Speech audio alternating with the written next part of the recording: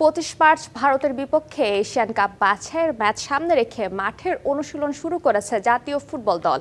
Kings অ্যারেনায় এই অনুশীলন করে দল। হামজা চৌধুরী ও ফাহমিদুল ছাড়া অনুশীলনে ছিলেন 18 ফুটবলার।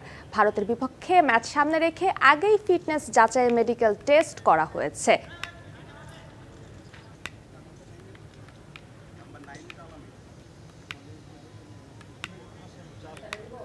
লাস্ট 3 বছর আমরা